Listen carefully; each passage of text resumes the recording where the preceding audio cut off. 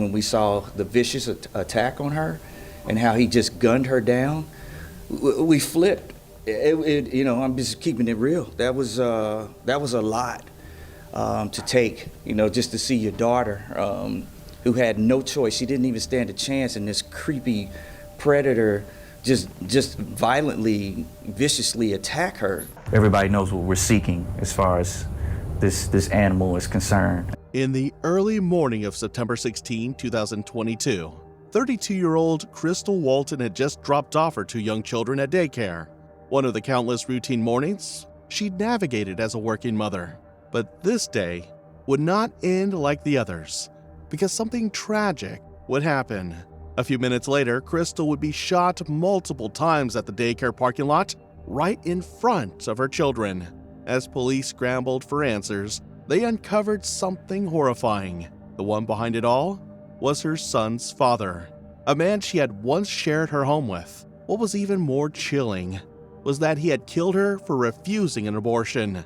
But her killer would resurface later, setting off a wave of horror that no one could have predicted. At 11:15, tragedy ensued when Mitchell steps out of the transport van after being returned to jail and immediately wraps his handcuff chain, which he had somehow slipped off, around Deputy Durham's neck.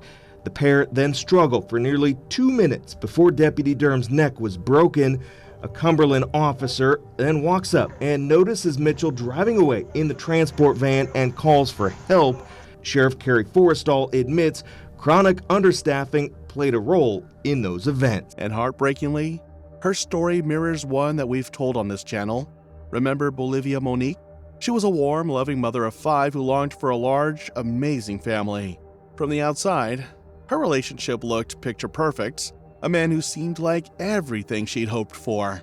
But that very man would kill her just moments after revealing her 6th baby's gender. If you missed that one, I'll leave the link for you at the end of this video. This is the life and death of Crystal Walton and the system that failed to protect her. Crystal Walton was born in 1990 and lived in Indianapolis, Indiana. At just 32 years old, she was a devoted mother of 2, a 7-year-old daughter from a previous relationship, and a 1-year-old son she shared with her most recent partner, 35-year-old Orlando Mitchell. Here also have it. Oh, it's a boy. It's a boy. It's a boy. Crystal worked as an X-ray technician at Indiana University Health Methodist Hospital, where she was respected not just for her skill, but for the warmth she brought to every interaction. She treated her patients with patience and empathy, often going out of her way to make them feel comfortable under stressful moments.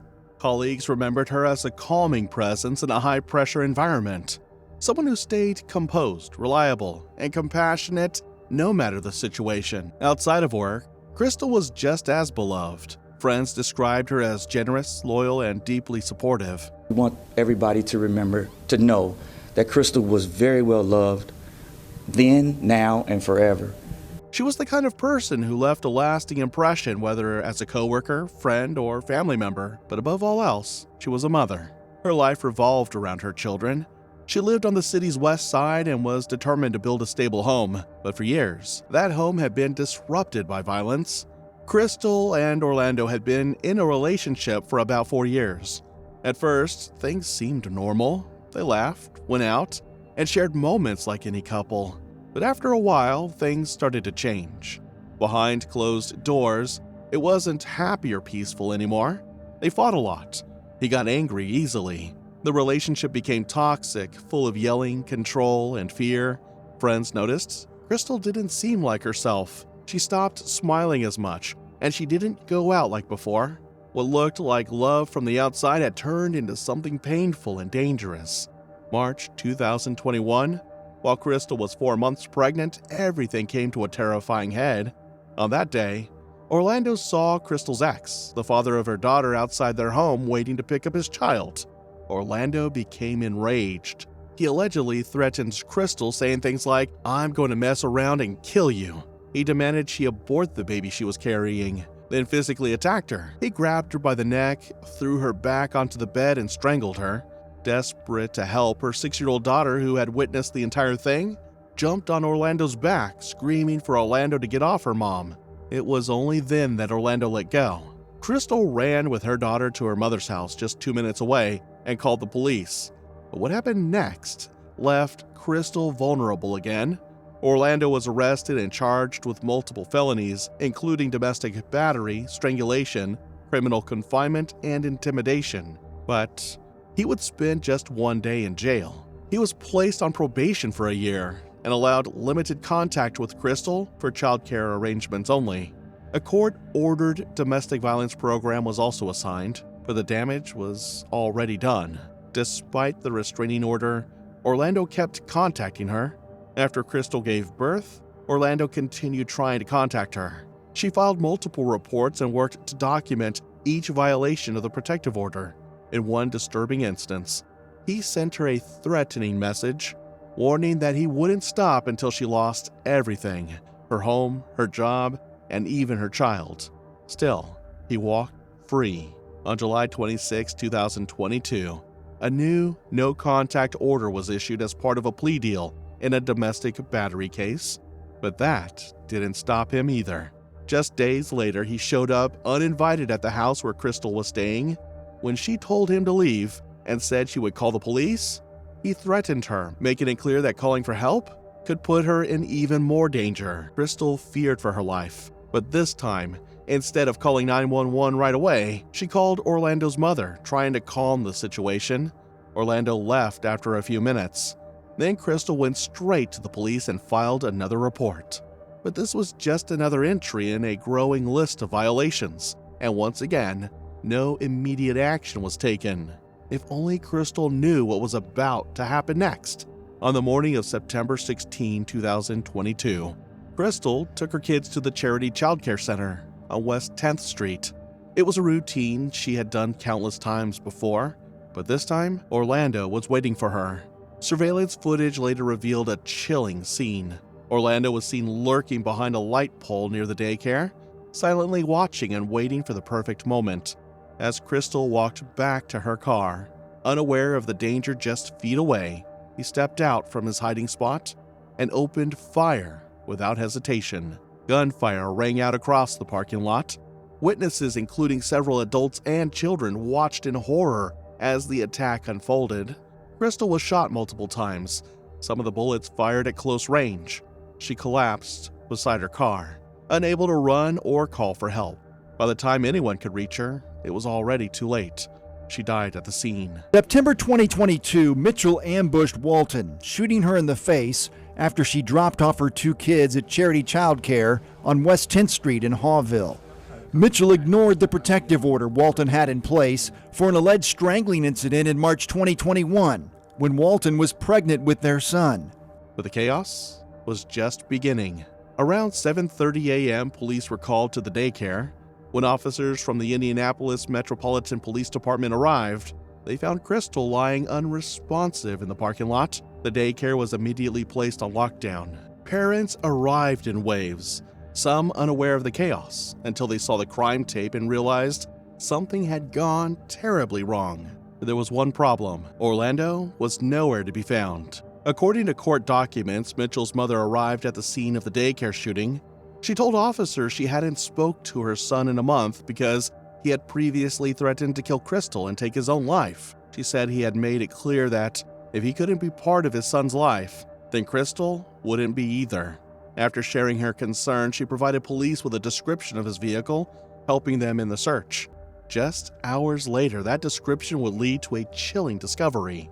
Then, around 10:20 a.m. that same day, police received a tip from a community member about a suspicious vehicle parked near 10th and North Delaware Streets. The car matched the description of the one linked to the daycare shooting. The caller reported that the man with the vehicle had confessed to killing his girlfriend near 10th and Holmes. He said he shot his girl or something, I don't know. A 911 caller at a bus stop alerted police to Mitchell's location. He's in the driver's seat now with the door open. Police responded immediately. But what happened next was even more dangerous. When officers arrived and approached the vehicle, they immediately saw Orlando inside holding a gun. Drop the gun now! The edited body cam video released by Metro Police shows 2 officers firing shots at Orlando Mitchell. The situation grew tense within seconds. Officers issued repeated commands ordering him to drop the weapon, but he refused to comply. He stayed armed, defiant, and uncooperative. Then, gunfire erupted. In the chaos, officers opened fire and struck Orlando in the leg, forcing him to surrender. The weapon was secured, and he was quickly taken into custody at the scene. As paramedics loaded him into the back of the ambulance, bodycam audio captured his disturbing admission. Without hesitation, and with no sign of remorse, he confessed to shooting Crystal. I shot the in her face. I want to shoot me in the leg. Just in case. Okay. How many wounds on the guns do we have? Yep. Repeating the act in chilling detail. It was clear the attack had been deliberate and calculated. He was taken to the hospital, treated, and then taken into custody. Crystal's murder rocked the city. Her family, friends, and co-workers were beyond heartbroken. Why wasn't Orlando in custody, despite multiple violations? Why was a man with a history of strangulation and threats allowed to remain free? Orlando Mitchell's name was already in their system. He had multiple active warrants, a well-documented history of abuse, and he had been directly named in recent reports by Crystal herself. What came next was even more chilling. While awaiting trial for Crystal's murder, Orlando was being held in the Marion County Jail on July 10, 2023, almost a year after Crystal's death. He was transported by Deputy John Durham for a routine medical appointment. At 9:03 in the morning, Deputy John Durham places suspect Orlando Mitchell into handcuffs and shackles. Mitchell is then loaded into the back of a jail transport van at 9:05. The pair then drive out of the criminal justice campus. It was a standard security protocol. Orlando was in handcuffs, shackles, and a belly chain. But when they returned to the jail facility, something went horribly wrong. At 11:15, tragedy ensued when Mitchell steps out of the transport van after being returned to jail and immediately wraps his handcuff chain, which he had somehow slipped off, around Deputy Durham's neck. The pair then struggled for nearly 2 minutes before Deputy Durham's neck was broken. A Cumberland officer then walks up and notices Mitchell driving away in the transport van and calls for help. Sheriff Kerry Forrestal admits chronic understaffing played a role in those events. As Deputy Durham opened the transport van, Orlando slipped free from one of his hand restraints and wrapped the chain around the deputy's neck. A violent struggle followed. There were no other deputies present. Despite the department's policy requiring 2 officers to be present when transporting murder suspects, that critical protocol had not been followed. Orlando had been left alone with just 1 officer, and for 2 long, agonizing minutes, no one stepped in. No backup arrived, no safeguards were in place. Orlando strangled 61-year-old Deputy John Durham to death inside the secure Sallyport area. Then he got behind the wheel of the transport van and drove off. But his escape would be cut short. He crashed the van into a utility pole nearby. Officers quickly recaptured him and took him back into custody. But the damage had been done. Another life was lost. The public's trust in the system, already shaken by Crystal's case, was dealt another devastating blow. Deputy John Durham had been with the Marion County Sheriff's Office for nearly 4 decades. He was a father of 4, a husband, a respected public servant who came from a law enforcement family. His death, just like Crystal's, was preventable, and just like hers, it left the public asking, how could this happen? Why was a known violent offender allowed such an opportunity? And why weren't policies being followed to ensure the safety of those responsible for supervising him? Sheriff Kerry Forrestal publicly acknowledged the department's failures, admitting that staffing shortages and internal missteps had contributed to the breakdown in protocol. As a result, disciplinary action was taken. 4 deputies were held accountable, with 2 receiving demotions for their roles in the oversight. The incident raised serious concerns about departmental procedures and whether more could have been done to prevent the risks. But in the end, the sheriff made one thing clear. It wasn't staffing that killed Deputy Durham. It wasn't faulty equipment. It was Orlando Mitchell. To assure our community that we are taking the necessary steps to eliminate any opportunities for those who would wish to carry out harm against our staff. While 2 deputies were terminated for substandard performance and 2 other supervisors were demoted, the sheriff still pins the blame for the death squarely on Orlando Mitchell. It wasn't understaffing that killed John Durham. It was not faulty equipment that killed him, nor was it complacency. It was Orlando Mitchell. By the time Orlando stood trial for Crystal's murder in early 2024, the community had already seen what he was capable of, and the evidence against him was overwhelming. Surveillance footage from the daycare was shown in court. It captured every moment. Orlando hiding behind a pole, watching Crystal drop off her children, then the ambush. It took just over an hour to convict him. He was found guilty of murder and invasion of privacy. Prosecutors called the killing a premeditated execution, carried out by a man who refused to be held accountable. Miller said that during the trial, Mitchell seemed to take pride and delight in what he did. The judge said that he believed that Mitchell was happy that the murder was caught on security camera for an audience to watch. The sentencing took place in March 2025. Orlando Mitchell was sentenced to 66 years in the Indiana Department of Corrections for the murder of Crystal. But it wasn't the end. He still faces separate charges for the murder of Deputy Durham. Prosecutors have confirmed they're seeking the death penalty in that case. Crystal's family was grateful for the verdict, but the pain doesn't go away with a conviction. This trial is ending. We're also able to see the effect that it'll have on the community. And hopefully lawmakers, judges will come together and start making better decisions as far as the laws and making stiffer penalties so we can prevent some of these senseless murders. 2 children were left without their mother. A family lost their daughter, sister, and friend. And a community lost faith in the systems meant to protect them. Crystal's murder left a permanent void in her family, in her community, and in the lives of her 2 young children, one of whom witnessed his mother's final moments just steps away from safety. In the days following the shooting, family, friends, co-workers, and members of the Indianapolis community gathered to hold a vigil in Crystal Walton's honor. They brought flowers, candles, photos, and prayers. There were tears, embraces, and long silences.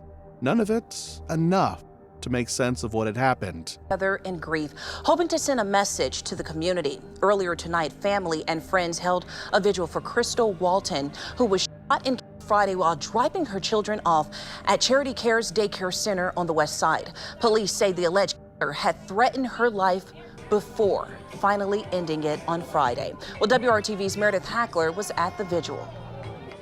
We love you, Crystal! Crystal Walton's young daughter was among dozens of friends, family, and co-workers who all came together on Sunday to honor her life. The reason Crystal was a hero was because this had to happen in order to prevent some of you from going through the same exact thing. Come on, Dad. Come on, Dad. Domestic violence is real. Yes, sir. You see it over and over again in the news, and it just keeps happening. I don't know what the answer is, but what we're doing is not working. So I hope that this will shed some light on a very dark topic. And while all Walton's family and friends want people to remember her for how great of a person she was, She's accountable. She's confident.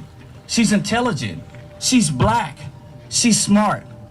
And she is well loved by all of us. they also want to use her tragic death to remind people in domestic violence situations that there's help out there. If you have friends, if you have anybody who is going through anything like this, you need to get them some help immediately. Working for you in Indianapolis. I love my mom. She was the best mom ever. Crystal was remembered not just for the violence she endured, but for the strength she showed every day. She was described as a warm and deeply compassionate person, someone who made others feel safe, even while fighting silently for her own. At work, she was professional, kind, and dedicated. At home, she was a mother first and always. She cared for her children with everything she had.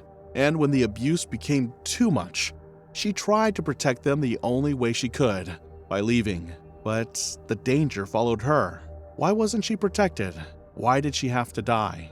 It wasn't just a tragedy, it was a failure of the justice system, of intervention protocols, and of the mechanisms that are supposed to shield victims from repeat offenders.